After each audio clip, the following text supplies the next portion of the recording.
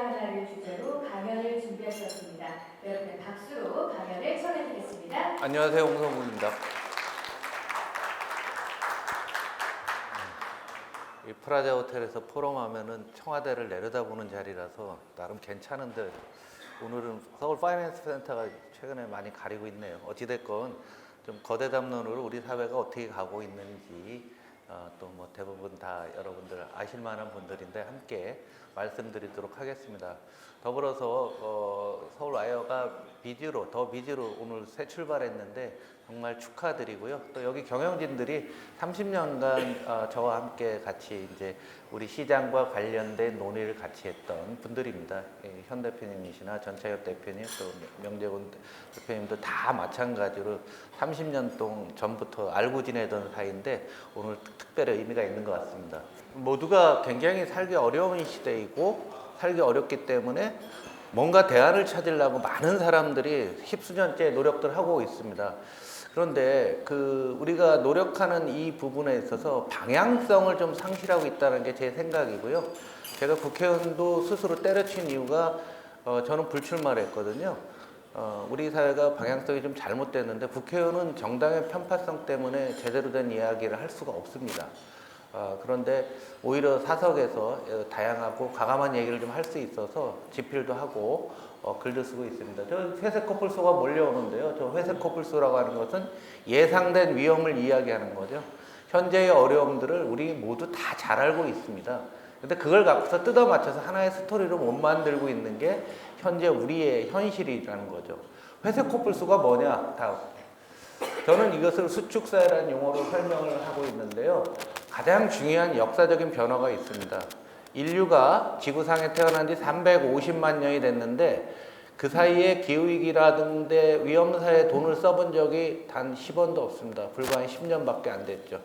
단순히 날씨가 더워져서 에어컨 켜는 것만이 아니라 전기차를 한다든지 태양광이 난다든지 풍력을 한다든지 이대로는 살 수가 없죠. 엄청난 돈을 쓰고 있고요. 두 번째로는 우리 스스로 인구를 자발적으로 감소시키고 있습니다. 인간의 본능은 모든 동물이나 생물의 본능은 생존과 번식입니다. 살아가는 것과 번식인데 이 번식 자체를 포기한 거죠. 이것도 인류 역사 350만 년 만에 처음으로 나타나는 그러한 현상입니다. 그러다 보니까 사람들은 생존에만 집착을 하니까 이전 투구가 발생하는 겁니다. 번식이라고 하는 거는 모든 사람들이 편하게 살고 자기의 후손들이 그런 대로 행복하게 살 수 있는 그 사회를 만들어주는 건데 나 그거 싫어. 너무 어려워졌거든. 이런 생각들을 하고 있는 거죠. 세 번째 중요한 변화는 과학기술이 드디어 인류를 능가하는 AI와 같은 것들이 나타나고 있습니다. 과학기술이 그동안에는 모든 기계라고 하는 것은 인풋이 있어야 아웃풋이 있는데 AI의 의미는 인풋 없이 아웃풋을 스스로 결정하는 기계가 나오는 거죠. 이 세 가지 갖고서 스토리를 연결하면 안 써도 되는 기후위기와 같은데 많은 돈을 쓰고 돈 쓸 사람들은 줄어들고 공급력은 생산성 증대로 매우 늘어난다. 그래서 다음 단계로 넘어가면 사회가 모든 것이 공급 과잉 사회가 된 거죠. 공급 과잉이 아닌 게 없어요. 더 비지도 새롭게 출발하지만 우리나라 언론사의 공급 과잉은 대단한 공급 과잉이죠. 그렇지 않나요? 공급 과잉 아닌 거 있으면 나와보라고 하세요. 지금 AI 데이터 센터도 마찬가지일 거예요. 여기 대관 하시는 분들 언론사 포럼 쫓아다니기가 어렵잖아요. 공급 과잉이라 그런 거예요. 다 그렇게 알면은 편해요. 무슨 사자 뚫림 있죠? 변호사, 회계사. 왜 법조인도 왜 저러냐? 공급 과잉이거든요. 우리나라 변호사 숫자는요, 일본의 인구당 대비 3배나 많아요. 이 사람들이 뭐 먹을 게 없으니까 정치권에 들어와서, 아니, 뭐 다음에 발표하시는 변호사님은 아니시고 전문성인데, 안 되니까 이전 투고 벌어져서 국회와 갖고서 싸우는 거예요. 법조인들의 특징은 법률에서 재판에서 이기든가 지든가 딱 두 가지밖에 없어요. 그죠? 이기든가 지든가 두 가지잖아요. 굉장히 제로섬 전투에 치열한 사람들이죠. 선생님도 남죠. 모든 것들이 다 남는데 가장 중요한 건 AI가 기득권을 먼저 깨고 있는 거다는 거죠. 뒤에 다시 말씀드리겠습니다. 그래서 모든 게 공급 과잉인데 우리는 잘 느끼지를 못했어요. 왜냐하면 빚을 늘리면서 살아왔거든요. 부채를 늘리면서 살아왔다. 그런데 더 이상 부채를 이제 못 늘립니다. 왜? 코로나 때 너무 많이 늘어났어요. 지금 경제는요, 코로나가 만든 겁니다. 아무도 그런 얘기를 안 하겠지만. 인류 역사상 가장 많은 돈을 풀었죠. 코로나 때 전 지구의 80억 명이 나 죽을지도 몰라. 이런 생각을 해본 건 역사상 처음 있었던 거예요. 그 코로나의 영향이 우리나라에서 정치적인 변동으로 나타나고 사회 변동, 경제까지 다 영향을 주는 거죠. 그런데 그때 빚을 너무 많이 늘려놨더니 더 이상 빚을 못 늘리는 상황이 됐다라는 얘기죠.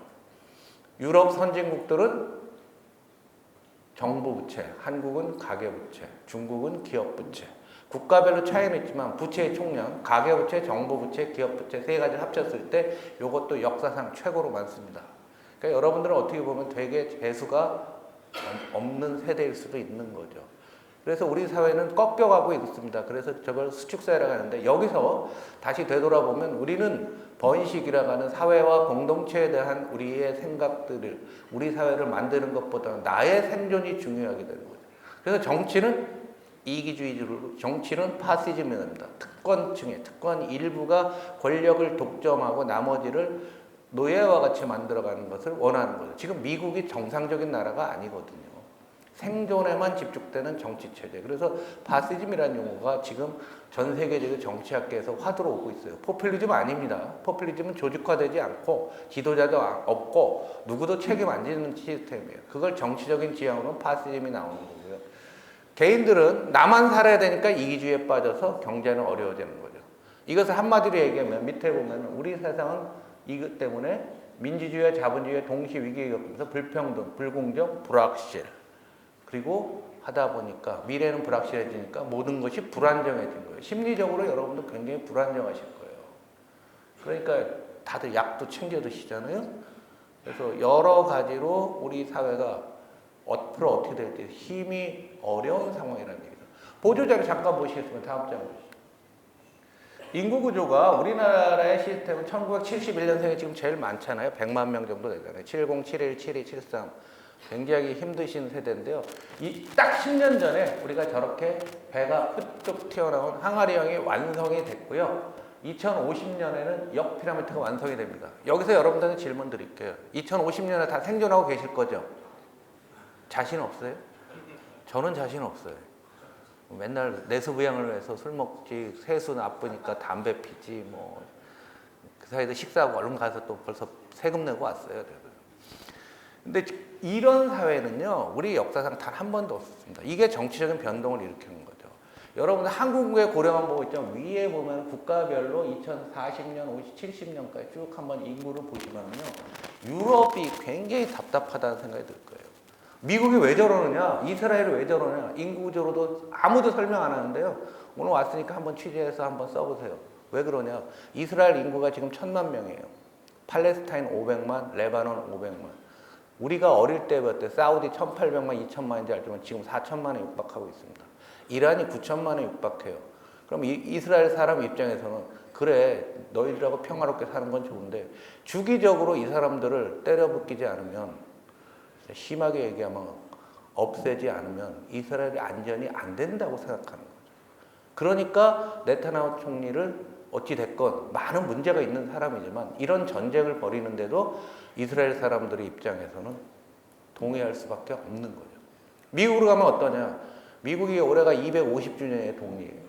미국 전체 인구가 2012년에 신생아 중에서 백인 비율이 신생아 중에서 50% 아래로 떨어졌습니다. 2045년이 되면 미국 전체 인구 중에서 백인이 50% 아래로 떨어져요.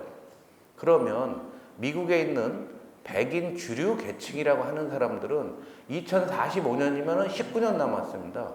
19년이 되면 본인들이 소수가 되는데 더 기가 막힌 현실은 백인들은 다 고령자가 되는 거죠.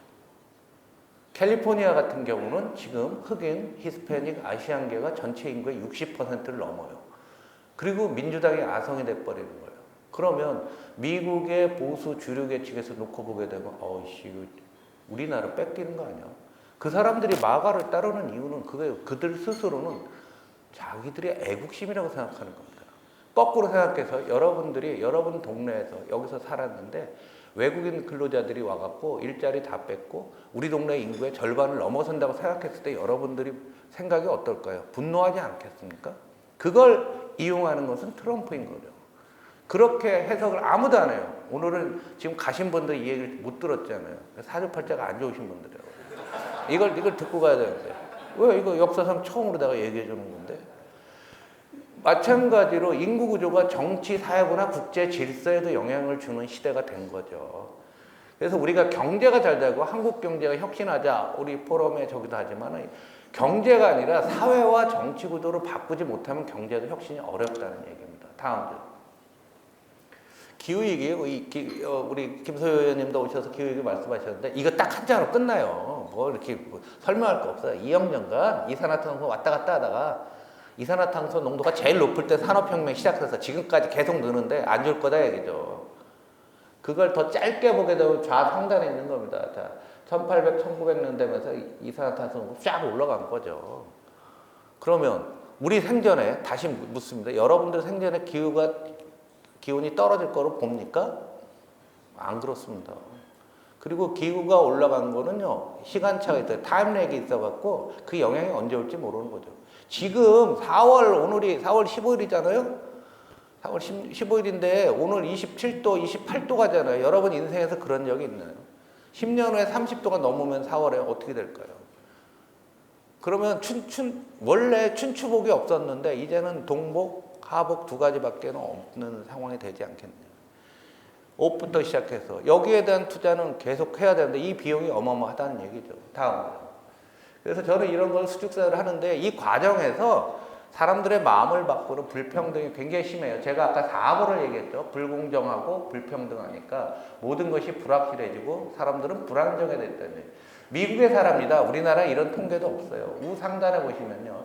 상위 10%가 전체 소비의 50%라고요. 좌하단에 놓고 보시면 주식을 놓고 보시면 0.1%가 미국 주식의 24%를 갖고 있습니다. 그런데 1990년 1분기에 14%를 갖고 있었어요. 근데 이 사이에 S&P 500 지수가 30배 올랐습니다. 누가 부자가 더 되나는 빤하게 저기 써 있는 거죠. 근데 부채를 놓고 보시면 하위 50% 절반 아래가 전체 부채의 절반을 갖고 있고 계속 늘고 있어요. 이 시스템을 깰 수가 없는 거죠. 그러니까 트럼프나 마가 진영에서는 저런 구조를 영원히 지속하기 위해서 사람들을 탄압하는 거고요. 우리나라에서도 유사한 사건이 있었습니다. 여러분들의 정치적인 이데올기가 어떻게 모르지만 뉴라이트 한다는 사람, 신자유주의 한다는 사람들은 이 체제를 유지하겠다는 거죠. 그러나 인구 쪽수로 놓고 보게 되면 이쪽 사람이 훨씬 더 많거든요. 그래서 매우 사회가 유동적이고 불안해지는 겁니다. 다음 보죠. 그래서 이런 비아냥도 있잖아요. 서울 부동산 계급도 어느 계급에 어디서 계급에 사세요? 저는 최하인 도봉구에 삽니다. 56년째 도봉구를 살고 단 한 번도 이사를 안 갔어요. 왜? 언젠가는 강남이 깨질 줄 알고 했는데 내 생전에 안 깨질 것 같아요. 지하철역 개수도 강남이 많다. 뭐 이런 계급 의식이 있는데요. 우리 야당에서도 오셨는데요. 이게 국민들이 느끼는 거는 실제하고 굉장히 틀려요. 그래서 많은 사람들이 이게 계급이야? 이런 생각들 하고 있는데 여기서 앞줄에 계신 분들은 상위 계급에 속하시는 분들이거든요. 이게 계급별로 또 자리도 배치합니다. 웬만한 경우 가면은. 우리가 이거를까지 깨지 않으면 우리 사회는 앞으로 못 갑니다. 다음 보시죠.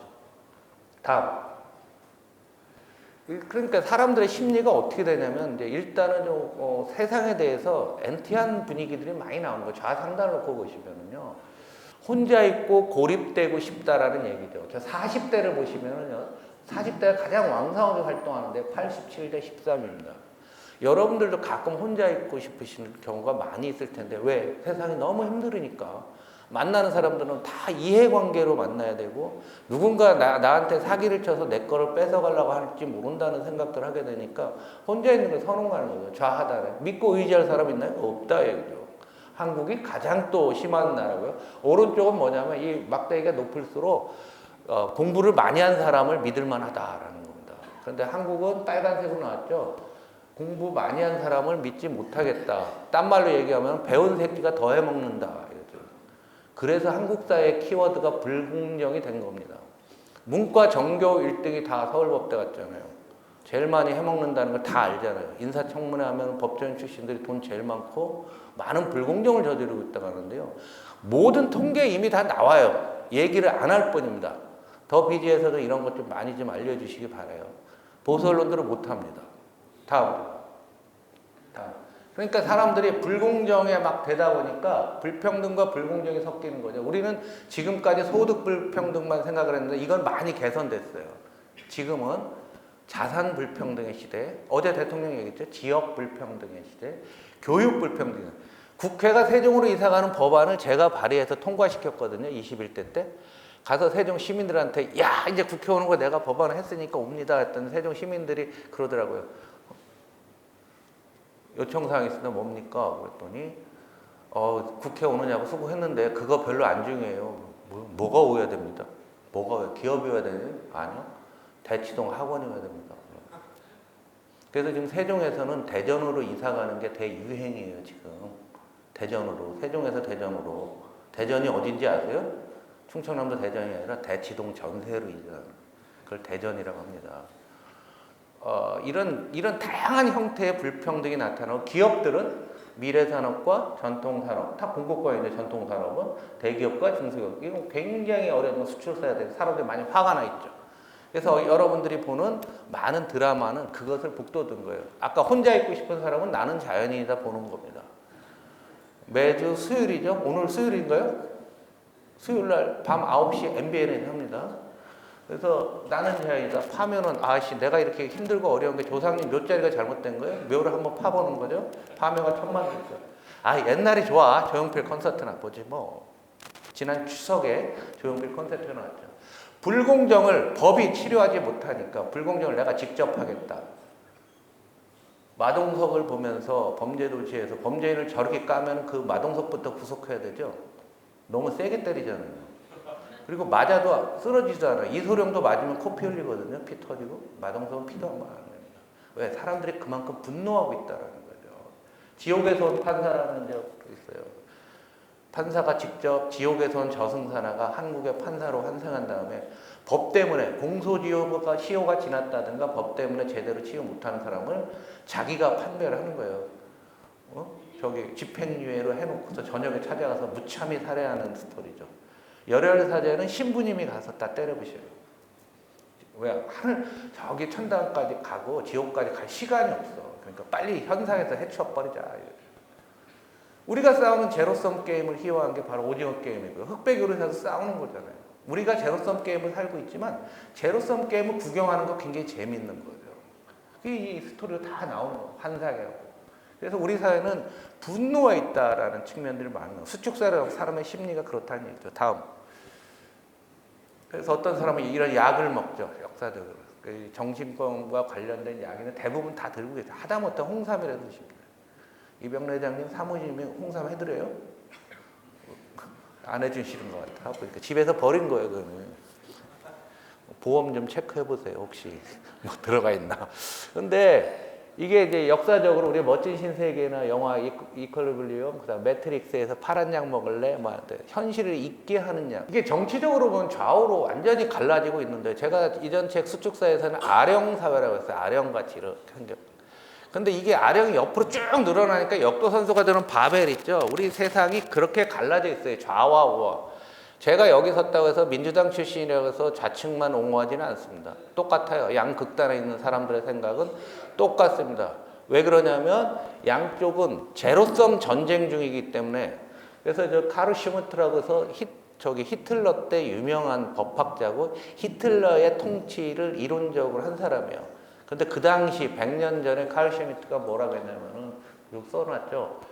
적은 나를 죽일 수 있는 존재라는 전제에서 비롯된다. 바꿔 말하면 적을 죽여야 내가 살 수 있다.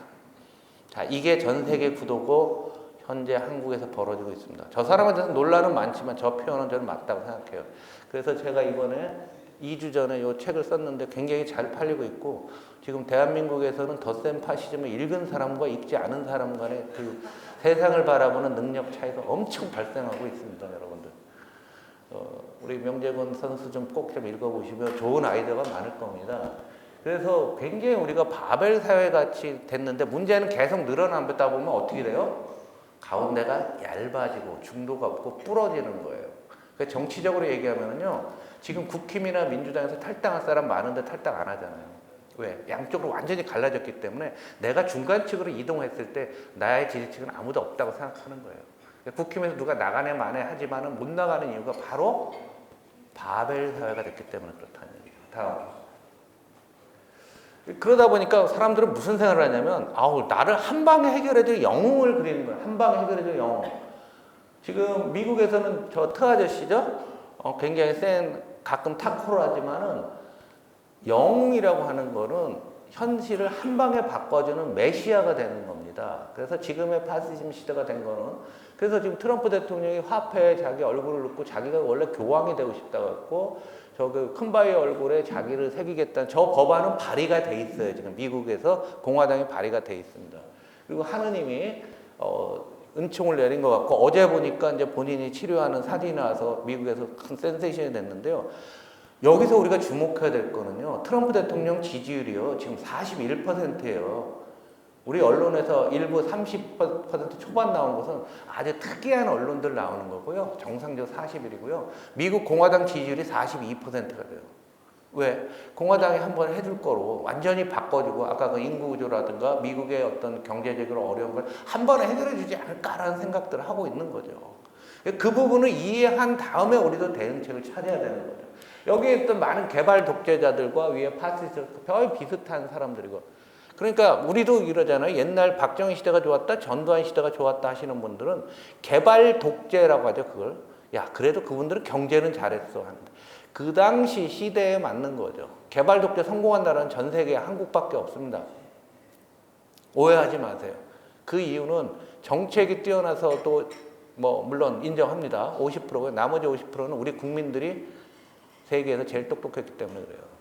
박정희 시대, 전두환 시대 전 세계에서 문해력, 글자를 읽는 능력이 한국이 90%를 넘은 거의 유일한 국가였습니다. 대만도 있잖아요. 대만은 주류가 중국 본토에서 넘어온 국민당 계열 사람들입니다. 차별을 갖고 사다, 걔들이 상류계층을 차지하고 원주민들은 하류계층을 형성하면서 불균형 성장한 나라입니다. 홍콩, 싱가포르는 도시국가니까 제외가 없다는 얘기죠. 다음으로.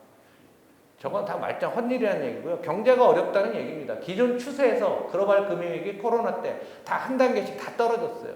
그 코로나 때 한 단계 떨어진 다음에 올라가는 나라 미국 한 나라예요. 그래서 미국인들이 트럼프를 41%를 지지하는 이유는 저 추세를 유지시켜주기 때문에 그래요. 영국이나 유로존은 다 그 추세가 다 깨지고 있는 거죠. 그래서 어느 나라는 이대로 안 되겠네, 뭘 좀 고쳐야 되지 않겠어? 이런 생각들 하고 있는 거죠. 다음으로. 한국도 마찬가지입니다. 이게 한국의 경제개발 64년의 역사입니다. 1962년도에 1차 경제개발 5개년 계획이 온다면 쭉 와갖고, 이제 우리는 2% 성장도 어려운 나라예요. 작년에 정상적인 상황에서 1% 언더를 갔어요. 처음으로. 0.97인데 우리가 1%라고 하는 거죠. 아무도 인정은 안 해요. 세상이 이렇게 어려워지고 있고 우리 경제가 심각한 중병에 걸려 있는지 아무도 관심을 갖지 않고 있어요. 그냥 뭐 돈 쏟아보면 되는 줄 알고, 사회를 통째 바꾸지 않으면 우리가 지금 1%대 2% 성장해서 어렵습니다. 그나마 올해 2% 한다 가다 지금 이란 전쟁 때문에 1.7 뭐 이렇게 얘기하는데, 반도체 빼게 되면은요, 반도체 방산 뭐 이런 거 빼게 되면 우리나라 올해도 1.5나 될까 싶어요. 실질적으로. 굉장히 위험한 상황이고, 여기서 나라의 틀을 바꾸지 못하면 우리의 미래는 없다라고 저는 감히 말씀드립니다. 다음. 이때 이제 개혁과 관련해서 100년 전에 1933년도에요. 초에 루즈벨트랑 히틀러는 동일한 시기에 집권합니다. 한 달 반 사이를 두고 집권을 해요.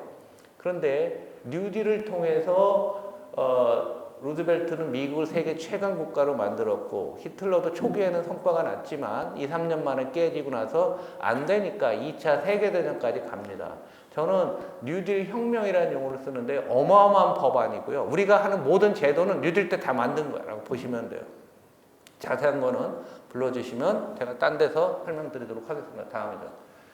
그래서 이런 문제의식을 갖고 이재명 정부도 출범한 거고요. 이재명 정부도 역시 3자 성장률을 좀 올려야 되겠다. 올리기 위해서는 기술주도 성장, AI죠. 모두가 우리 사회가 갈라져 있으니까 모두가 성장해야 되고 또 이 과정은 공정해야 된다라는 것을 깔고서 철학으로 깔고서 시작하고 있는 겁니다. 다음. 우리의 잠재 성장률을 보면은요, 지난 25년간 2000년대 이후에 계속 빨간색이 계속 떨어졌어요. 단 한 번도 반등 못했습니다. 정치인들이 이런 말을 하죠. 전 정부가 잘못해서 우리가 개판이라고. 또 저도 개판 친 다음에 그 다음 정부는 그놈이 잘못해서 맨날 이 짓하고 우리가 25년 이 짓한 거예요. 누가 잘못했는데 다 잘못했지. 우리 사회가 생각을 못한 거죠. 잠재 성장률 위로 올려야 되는 굉장히 중차대한 시기에 지금 있는 겁니다. 다음. 근데 이게 앞으로 더 문제가 성장률을 규정하는 것은 자본 투자, 총요소 생산성, 경제활동 인구예요. 근데 여러분도 아시다시피 경제활동 인구는 줄게 돼 있잖아요. 인구가 줄으면 성장률이 떨어집니다. 재미있게도 2029년이 되면 앞으로 3년 후가 되면 경제 성장에서 인구가 차지하는 기여도가 마이너스로 전환됩니다. 언제 이후 처음이냐? 단군 할아버지 이후 처음으로 그런 상황이 발생하는 겁니다. 그러면 우리가 성장률을 유지시키려고 하게 되면은 자본 투하를 더 많이 해야 되고 생산성을 높여야 되는 거죠. 그게 생산적 금융이 되는 거고요. 기업의 입장에서는 다양한 형태로 노사 문제라든가 이런 개혁들을 해야 되는 이유가 거기 있는 겁니다. 한국의 잠재 성장률이 과거에 비현실적으로 높았는데 지금은 세계에서 가장 빠른 속도로 떨어지고 있어서 지금 1.7 정도로 보는 게 일반적인 상황입니다. 다음. 그런데 이번에 AI 하는 것에서 대내만의 말은 많지만 AI가 우리한테는 기회가 됩니다. 거대 모델, LLM 같은 거는 미국이 하는 거예요. 챗GPT 한국이 어떡합니까? GPU도 없는데. 우리는 에이전틱 AI, 피지컬 AI로 통용되는 그러한 쪽에 굉장히 잘할 수 있는데요. 그 이유는 한국의 산업 포트폴리오가 전 세계에서 가장 다양한 나라라 이거죠.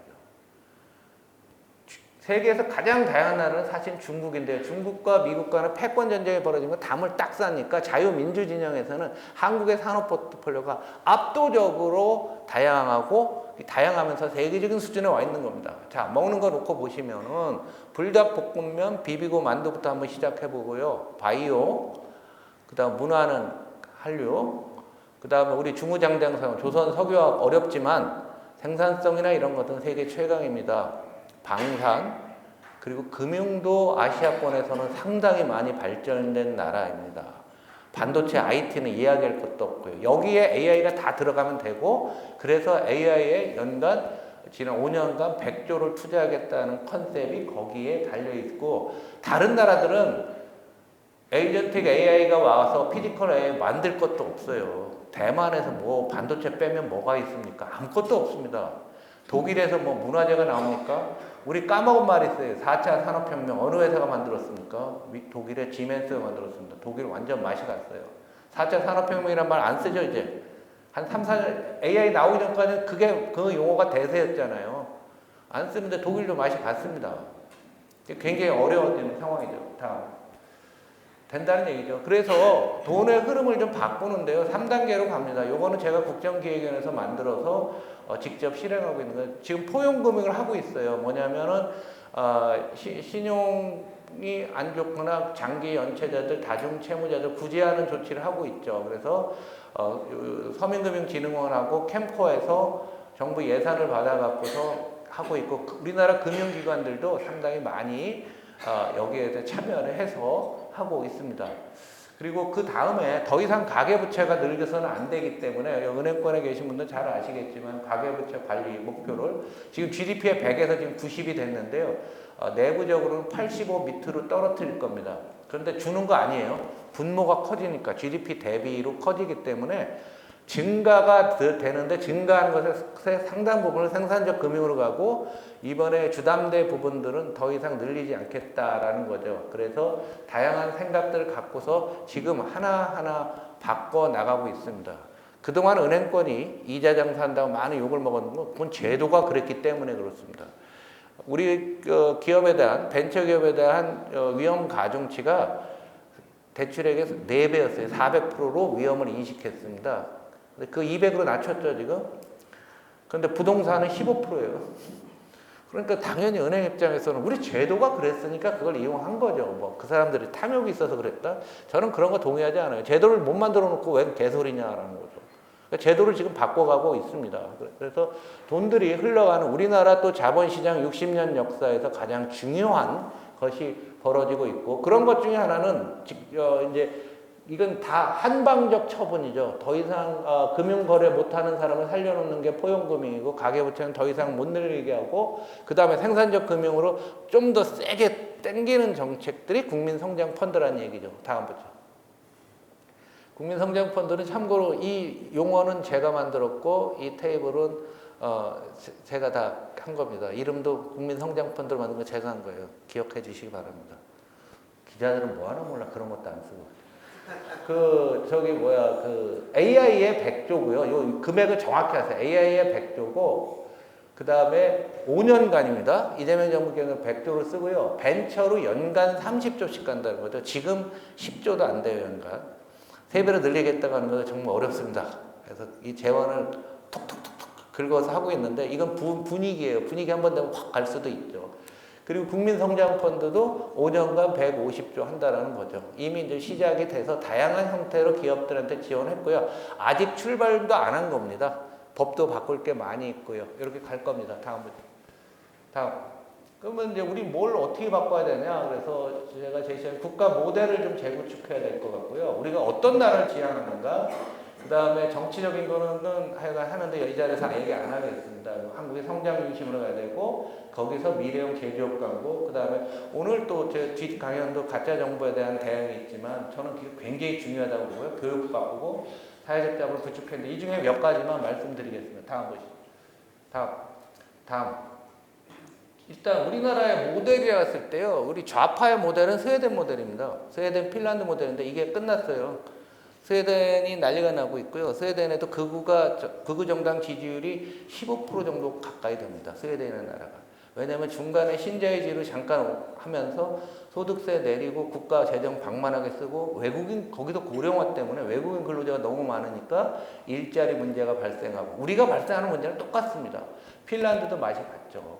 그래서 지금 서부 유럽에서 성한 나라는 노르웨이하고 덴마크, 네덜란드, 베네룩스 3국 정도고요. 전 세계에서 지속 가능한 나라는 그 정도 같아요. 제 눈에 보이는. 그 다음에 호주, 뉴질랜드 정도 아닐까. 나머지 나라는 다 똑같다라고 보시는데요. 좌파 입장에서 지향해야 될 모델은 스웨덴 모델이 무너지고 있어서 좌파도 모델 얘기를 안 해요. 우파는 예나 지금이나 미국식 신자유주의 모델을 얘기하고 있는 거죠. 그러나 그 중간 정도에서 우리가 새로운 형태로 국가 모델을 좀 새롭게 만들어야 된다고 저는 생각합니다. 다음. 그래서 유럽에서 이미 3년 전에 드라기라는 ECB 총재하던 사람이 뭔가 이대로 가면 망한다고 해서 드라기 보고서라는 게 있었는데요. 이게 계속적으로 전 세계적으로 유럽이 발전을 지향하는데 문제는 지금 우리나라가 하는 거랑 비슷하면서도 신자유주의 방식을 좀 더 도입하려고 하는 그런 성향들이 강합니다. 다음 보시죠. 우리나라는 뭘 어떻게 해야 되냐. 물론 성장도 가지만 그냥 성장 갖고는 안 된다. 노동, 의료, 돌봄, 교육, 문화, 주거, 환경 이런 다양한 형태를 파란 게 현재 수준이고 노란 것을 3만 불 수준 이상으로 올려놓아야지만 지금부터 우리가 6만 불, 7만 불 갈 수 있다고 봅니다. 여기서 단순 성장만 하면은요, 올라갔다가 또 꼬꾸라질 수가 있어요. 그래서 우리 사회가 균형 성장, 모두의 성장이 돼야 되는 것은 사회 모든 분야를 끌어올려야 되는 거고, 여기서도 일자리가 발생하고 새로운 투자가 발생을 합니다. 그래서 이런 것들 보시면 좋을 것 같습니다. 그래서 우리가 목표로 해서 중산층을 좀 넓게 가야 되는데, 지금 우리가 제대로 안 되고 있죠. 다음 보시죠. 특히 교육개혁 말씀드리고 싶은 거는요, 산업혁명이 나왔을 때 교육은 중세시대 교육을 계속 쓰고 있었어요. 초기에는. 근데 기술이 발달하니까 기업들은 큰 돈을 벌었죠. 그래서 노동이 그러다 보니까 기업가들은 큰 돈을 버는데 일반인들은 제대로 못 벌어. 그래서 빈부격차가 어마어마하게 심해졌죠. 19세기에 영국 같은 데서. 여러분 아시죠? 영국 방직 공장에서 소년공이 일하고 이거는 그 소년공들한테 교육을 안 시켰기 때문에 그렇습니다. 그러니까 기업들은 큰 돈을 버는 거죠. 그때 돈 버는 게 영국의 기업가들이라든가 아니면은 미국의 굉장히 컸던 기업들이 된 거죠.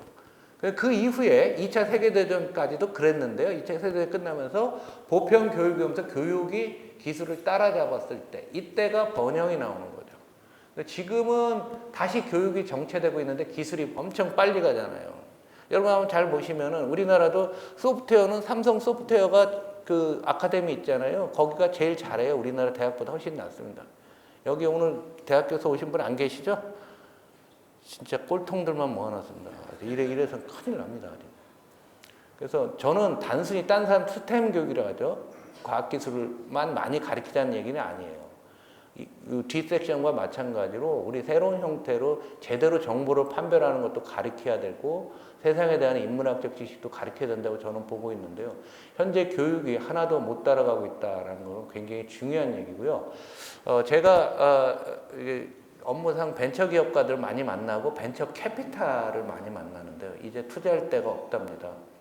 지난 30년간 문과 중심으로 흘러갔고 똘똘한 애들이 전부 문과로 갔고 문과에서도 법대, 경영학과, MBA 나왔는데 여러분들 벤처 캐피탈에서의 심사역 굉장히 엑기스 자리예요. 문과 출신은 아예 뽑지도 않습니다. 서류 전형에서 다 탈락돼요.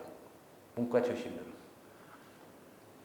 이과를 해야 되는데 이과를 30년간 우리가 이과를 안 했잖아요. 이과 1등 다 의대 갔잖아요. 그래서 오죽하면은 유치원에 의대반이 생기는 이런 되지도 않는 세상이 지금 와 있지 않습니까? 그러니까 우리 교육이 못 따라가는 거예요. 맨날 그 파이 싸움이나 하고 있는 거예요. 사교육만 한번 생각을 해보십시오. 사교육 그 비용도 개선해서 사교육을 줄이게 되면은요, 1년에 30조라고 하는데 제가 보기에는 훨씬 더 될 겁니다. 아까 제가 대전으로 이사 간다는데 강남의 본질은 그런 거 있는 거 아니겠어요? 교육개혁을 해야 된다. 다음. 그 다음에 오늘 두 번째 강의 똑같은데요. 지금의 시대를 탈진실의 시대라고 합니다. 탈진실의 시대라고 하는데 한국은 너무 심각해요. 그래서 많은 나라에서 스마트폰이라든가 소셜미디어에 대한 관리를 상당히 강화하고 있습니다. 그래서 학교에 호주는 이거 가져오지 말라고 하고 있고요. 그 다음에 핀란드 같은 경우는 전 국민한테 이 소셜미디어를 활용하고 스마트폰을 활용하는 교육을 시키고 있습니다. 우리가 보는데 한국이 전 세계에서 가짜뉴스가 가장 많은 나라예요.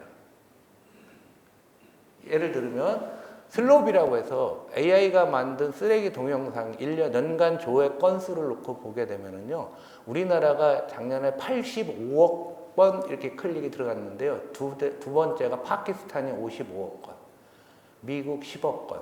인구수를 한번 감안해 보십시오. 말도 안 되는 일도 있어요. 유튜브 한 달에 40시간 평균. 여러분들 얼마나 보십니까? 세계 1등에 압도적이에요. 동영상 만드는 소라라는 시스템이 있어요. 사용률 1위 도시가 서울입니다. 매우 위험한 상황이에요. 그래서 이 부분에 대해서 법률적으로 오늘 뒷타임에서도 말씀드리고 하겠지만 이걸 고치지 못하면 우리 사회의 양극화, 갈라섬, 투쟁은 더 심해질 수가 있다라고 보는 겁니다. 저는 강력하게 여기 자정장치를 하자라고 생각을 하고 있습니다. 그래서 진짜 여러분들도 소원일 거예요. 그 학교에 핸드폰 못 가져가는데 딴 나라들이 다 하고 있어요. 이제 시작하고 있습니다. 우리도 이제 따라갈 만한 상황이 됐겠죠. 한번 잘 생각을 해보시. 이게 무슨 뭐 이게 청소년의 주권 이런 게 아니라 인간의 뇌를 어떻게 관리하는 굉장히 중요하다는 얘기예요. 다음. 그래서 우리는 앞으로 그러면서도 개방성을 갖춰야 되는데 역사적으로 중요했던 당나라의 서시안이라든가 베네치아라든가 영국이나 싱가포르나 이렇게 우리가 개방적으로 이런 국가의 어떤 큰 모델들을 만들어서 외국인들도 보면은 한국에서 사시면서 아주 뭐 행복하게 사시는 분들 있지만은 굉장히 불편한 점도 많이 있고 비즈니스 환경도 외국인에 맞게 좀 개선을 해줘야 될 것 같아요. 그래서 이런 논의들도 우리가 별로 없는데 한국을 글로벌 경제 수도로 만들어야 되겠다.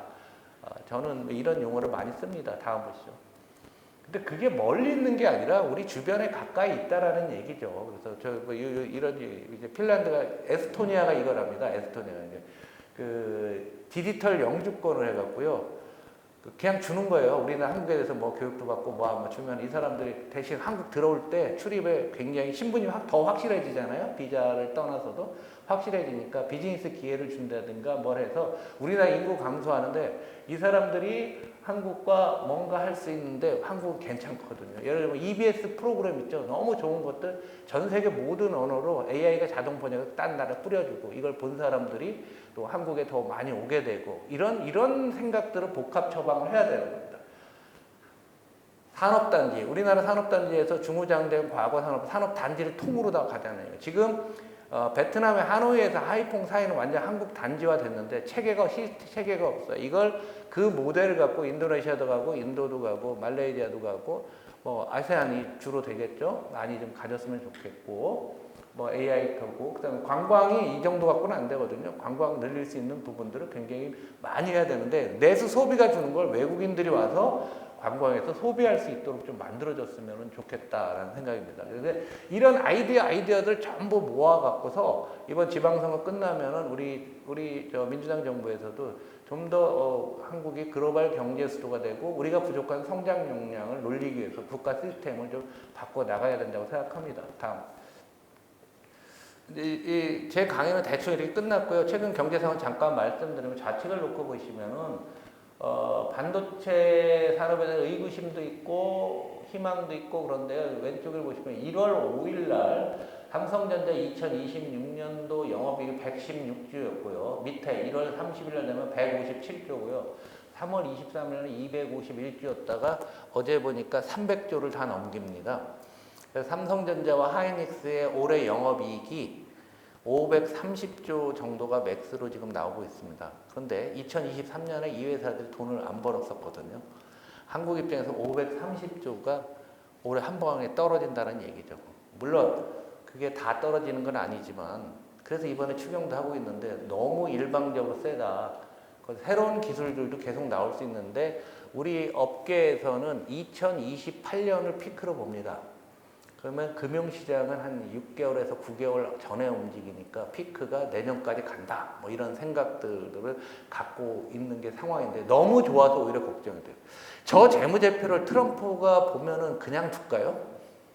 여러분 한번 생각 안 드세요? 왜? 삼성전자가 엔비디아 영업이익을 추월했다면 미국 신문에 이딴 말이 날 거 아니에요. 참고로 트럼프 대통령은 신문을 안 봅니다. 오직 방송과 유튜브로만 지식을 흡수하시는 분인데 그럼 미국 유튜버들 떠들지 않겠어요? 한국 저러면 안 된다. 무진장 압박이 될 겁니다. 그런 측면도 있어요. 그래서 하여간 우리한테는 천재 이룰 기회입니다. 이게 중요한 건 뭐냐면 올해가 만약에 530조고 내년도 반도체만 내년도는 더 된다는 거 아니에요. 600조, 뭐 600 이게 되게 되면은요.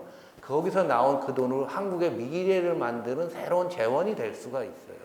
그래서 굉장히 있는데 예측이 그렇다는 얘기예요. 언제 꺾일지는 이 반도체는 시클리컬이 한번 꺾이면 무섭게 꺾입니다. 꺾일 때도. 근데 여러 이런 게 있고 그 다음에 사모대출이라고 해서 이제 정상적인 금융권에서 대출을 못하고 미국의 IT 기업들이 사적으로 우리를 따지면 사채 쓰는 거죠. 그걸 우리나라 금융기관도 투자 많이 하는데 약 2조 달러 정도를 하는데 금리가 8%에서 10%입니다. 8에서 10으로 데이터 센터를 짓고 있는 거죠. 이 부분도 굉장히 좀 의구심이 많이 가는 부분들인데 하여간 그럼에도 불구하고 일단은 가긴 간다. 상당히 좋은데 정도의 차이다 정도로 보시는데 너무 일방이라 문제라는 거죠. 다음. 이게 사모대출 때문에 뭐 문제가 된다는 거고요. 다음. 그래서 지금은 이제 우리 이제 마지막인데요. 우리 세상에 대해서 우리가 코너를 추월한다라고 하는 건데 이 쇼트트랙에서 한국이 이 추월할 때 보면 항상 곡선에서 추월했어요. 그런데 그 동안은 인사이드 추월해요. 인사이드 요만한 30cm의 틈을 삐고 들어갔습니다. 그런데 한국 계속 그 짓을 하니까 딴 나라가 다 배워서 딱 막죠. 그러면 지금은 최민정이나 김길리나 이런 사람들은 바깥으로 둬요. 아웃사이드로. 지금 세상은 팽창사에서 수축사회로 코너가 됐는데 여기서 우리가 추월할 수가 있다는 얘기죠. 딴 나라도 어렵기는 마찬가지니까. 이때 가속도를 더 내야 되고요. 원심력 때문에 몸을 더 숙여야 돼요. 또 전략도 필요하고요. 더 위험한 측면도 있습니다. 그래서 우리가 이 코너가 우리가 기회를 이용해서 이제 아웃코스 추월밖에 없어요. 쉬운 거는 우리의 경제 수준이 커졌기 때문에 어렵고 하기 위해서 우리가 노력들을 해야 될 것 같습니다. 다음에 잠깐만 있죠? 이란 전쟁 거 없네. 그래서 뭐 장시간 동안 50분간 여러분한테 얘기저기 말씀을 드렸는데 지금이 한번 코너에서 오히려 어려운 상황을 새롭게 전환하는 우리가 계기가 됐으면 하는 바람입니다. 이상 제 발표 마치겠습니다. 감사합니다. 역시 인사이트 전해주신 홍성국 의사님 다시 한번 감사드립니다.